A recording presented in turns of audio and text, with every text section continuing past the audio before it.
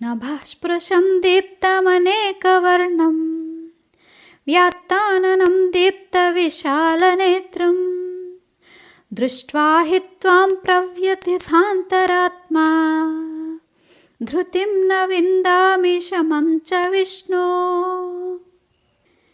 భీకరత్వమున మహాకాలుని కంటే మిక్కుటముగా గల మీ అనేక రసపూర్ణములగు ముఖములున్నవి. దీని వ్యాపకత్వము ముందు ఆకాశము కూడా అల్పమైనదిగానే కనిపించుచున్నది. వీటి నుంచి మండుచూ వచ్చుచున్న ఆవిరిని ఆకాశమునందలి వ్యాపకత్వము కూడా ఇముడ్చుకొనజాలకున్నది. త్రిభువనములందును గల పవనులు కూడా ముట్టడించలేకుండా మరియు అడ్డగించలేకుండా ఉన్నారు. ఈ ఆవిరి అగ్నిని కూడా కాల్చివేయుచున్నది. కానీ అన్ని ముఖములు ఒకే విధముగా లేవు. వాని యందు వర్ణభేదములున్నవి. ప్రళయకాలమందలి అగ్ని విశ్వసంహారమునర్చుటకై వీటి సహాయమునే గైకొనునా అన్నట్టుల ఇవి ఉన్నవి. ఈ స్వరూపమునకు గల అధికమగు శరీర తేజస్సు ముందు త్రిభువనములు తగులబడి భస్మము కాగలవు. ఆ శరీరమునకు గల పెక్కు ముఖములందు కూడా ఈ విధముకు విశాలము దృఢము అగు దంతములు దంశలు కలవు.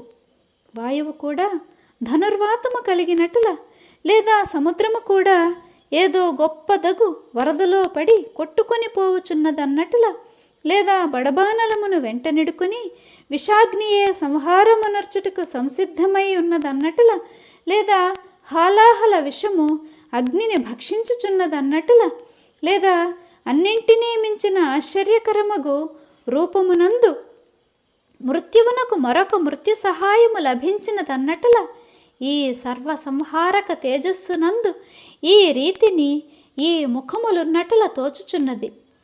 ఇక ఈ ముఖములు ఎంత పెద్దవి అను విషయమును గురించి నేనేమని చెప్పను.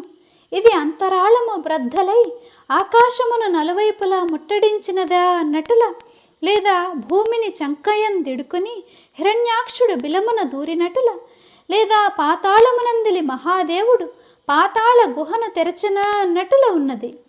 సరిగా ఇదే విధమున ఈ ముఖ వైశాల్యము కూడా ఉన్నది. ఇట్టి ముఖములందు గల నాలుకల భీకరత్వము ఇంకనూ విలక్షణమైనది. ఈ మూర్తి ఈ విశ్వమంతయు కలిపినను తనకొక ముద్దగా కూడా కాదని తలంచి అందుచే కుతూహలముతో దీనిని మృంగివేయుకున్నాడా అన్నట్టుల ఉన్నది. పాతాళమున గల నాగుల పూత్కారము వలన వెలువడి విషజ్వాల ఆకాశము వరకు పోవు రీతిని ఈ విశాలముగు ముఖ గుహను పోలియున్న దౌడయంది నాలుక కనిపించుచున్నది. ప్రళయ సమయపు విద్యుత్ జాలమున గంధర్వ నగర మందలి మేఘ సమూహములు అలంకరింపబడినట్ల కనిపించు రీతిని ఈ పెదవుల పైన మరియుచున్న ఈ వక్రదంశలు కనిపించుచున్నవి. ఈ లలాట పటము పైన గల కనులు భయమును కూడా భయపెట్టి అణిచివేయుచున్నవా అన్నట్లా ఉన్నవి. మహామృత్యుదళము ఘోరమగు అంధకారమున దాగి కూర్చునియున్నదా అన్నట్ల తోచుచున్నది. ఓ దేవా, మీరిట్టి భయంకర రూపము ధరించి ఏ మహత్తర కార్యము నొనర్పదలచితిరి. నాకు మరేమియో బోధపడటలేదు. నాకు మరణభీతి అవశ్యము కలుగుచున్నది. ఓ దేవా, మీ విశ్వరూపమును దర్శించవలనని నాకు కలిగిన వాంఛకు తగిన ఫలము లభించినది. ఓ మహారాజా, మీ దర్శనము నాకు లభించినది. నా నేత్రములు తృప్తి పొందినవి. ఇక నా ఈ జడ శరీరము లేకున్నప్పటికీ నాకు ఏ విధముగు విశేష నష్టము లేదు. కానీ నాకిప్పుడు కలుగుచున్న విచారమేమన్నా నా ఈ చైతన్యము కూడా మిగులదా అనియే. భయముచే కేవలము శరీరము కంపించుటే కాదు, లేక క్షణకాలము వరకు మనస్సు కూడా అత్యధికముగా సంతప్త మగునని కాదు, లేదా బుద్ధి కొంతసేపటి వరకు భయమును పొందునని కాదు, లేదా అభిమానము కూడా ఎక్కువగునని కాదు. కానీ వీటి అన్నింటికంటే భిన్నమగు ఆనందమూర్తియగు నా నిశ్చల అంతరాత్మ కూడా నేడు కంపించినది. ఈ సాక్షాత్కారమునందెంత చమత్కారము కలదు. నా బోధ ఎంతయు నేడు పోవుచున్నది. ఇట్టి స్థితిలో గురుశిష్య సంబంధము మాత్రము నిలిచి ఉండగలదని ఎవరెటుల చెప్పగలరు? ఓ దేవా, మీ విశ్వరూప సందర్శనముచే నా చిత్తమునందు ఉదయించిన దౌర్బల్యమును సంభాళించుటకై నేను కప్పదలిచిన ధైర్యమనడి ఆవరణ కూడా నేడు నశించిపోయినది. ఏలనన ఆ ధైర్యమునకు కూడా ఈ విశ్వరూప సందర్శన భాగ్యము లభించినది. ఏమైనా కానిమ్ము, అయినప్పటికీ నాకు ఒక చక్కని ఉపదేశము మాత్రము లభించినది. జీవుడు విశ్రమించు తలంపుతో ఇటు నటు అనేక విధముల భయపడి తిరుగుచుండును. కానీ ఆ దురదృష్టుడు ఇచ్చటకు వచ్చిన మీదట దీని అంతు తెలుసుకొనలేడని ఉపదేశము నాకు లభించినది. ఓ దేవా, నేను ఈ సంగతులన్నింటినీ చెప్పనిచో నేనెటుల శాంతము కలవాడనై ఉండగలను?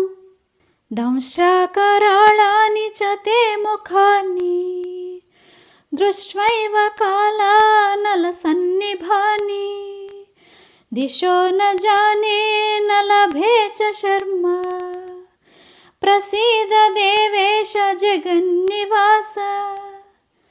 మహాభయంకరమగు కుండ పగిలి నిరంతరము కనుల ఎదుట కనిపించుచుండు రీతిని మీ మహా వికటము ప్రచండము అనగు ముఖము నా ముందు వ్యాపించి ఉన్నట్లు నాకు కనిపించుచున్నది. కేవలము ఇంతియే కాదు, వాటి యందు దంతములు దంశలు విలక్షణముగా కూడి ఉండుట చేతను, పెదవుల చాటున అవి ఇమిడి ఉండజాలకపోవుట చేతను, రెండు పెదవుల పైనను అనేకములకు ప్రళయమున కలిగించడి శస్త్ర సృష్టి ఏర్పడి ఉన్నదా అన్నట్టులా ఉన్నది. తక్షకునకు నూతనమగు విషము లభించినట్టుల, లేదా చీకటిగా గల కాళరాత్రిలో భూతములు సంచరించుచున్నట్టుల, లేదా ఆగ్నేయాష్టముపై విద్యుత్ పుటము తొడిగినట్టుల మీ భయంకర ముఖమునందు నిండియున్న ఆవేశము బయల్వెడలుచున్నది. ఈ ఆవేశ రూపమున మా పైకి మృత్యు తరంగము వచ్చుచున్నదా అన్నట్టులా ఉన్నది. విశ్వసంహారమునర్చడి ప్రచండ వాయువు, మహాకల్పాంతమునర్చడి ప్రళయాగ్ని, ఈ రెండునూ కలిసినప్పుడు ఈ రెంటి సమ్మేళనము వలనను భస్మము కాని వస్తువేది కలదు. ఇదే విధమున మీ ఈ భయంకర వదనమును చూచి నా ధైర్యము నన్ను విడిచి ఏలపోకుండును. నాకు ఈ సమయమున దిక్కులు కనిపించటలేదు, మరియు నాకు నేనే కనిపించనంత భ్రాంతి నొంది ఉన్నాను. మీ విశ్వరూపమునందే కొద్ది భాగమును చూచినంత మాత్రముననే నా సమస్త సుఖములు అంతమొందినవి. ఓ దేవా, మీ అపారమగు విశ్వరూపమును ఉపసంహరింపుడు. ఓ దేవా, మీరు నా అనంత స్వరూపులకు గురువులగుచో నా ప్రాణరక్షణార్థమై మీ డాలును ముందుకు చాపి ఈ మహామారియగు ప్రళయకారక ప్రసారమును ఉపసంహరించి దీనిని పూర్వము వలె గుప్తపరచుడు. ఓ ప్రభో, ఓ దేవదేవా, మీరు నా మాటల ఏడ ధ్యానముంచుడు. ఈ విశ్వమును జీవింపచేసిడి చైతన్యము మీరే. కానీ మీరు నేడి ఈ విషయమును మరచి అందుకు మారు సంహారమునర్చుటను ప్రారంభించినారు. ఇదేమిటి? ఓ దేవా, మీరు శాంతులు కృపాళురు. మీరు మీ మాయను అంతమొందింపుడు. నన్ను ప్రచండముగు భయము నుండి ముక్తునునర్పుడు. నేనింతసేపటి వరకు మాటి మాటికే మిమ్ము చాలా దీనముగా ప్రార్థించుచున్నాను. విశ్వరూపుడవగు ఓ దేవా, నేడు నేనింత పిరికివాడనైతిని. ఇంతకు పూర్వము ఇంద్రుని రాజధానిపై శత్రువులు దండెత్తిరాగా నేనొంటరిగా వారిని ఎదుర్కొంటిని, మరియు ప్రత్యక్షముగా మృత్యుముఖమును చూచినప్పటికీ కూడా నాకు నేటి వరకు భయము కలగలేదు. కాని ఓ దేవా, నేటి ఈ సంఘటన సామాన్యమైనది కాదు.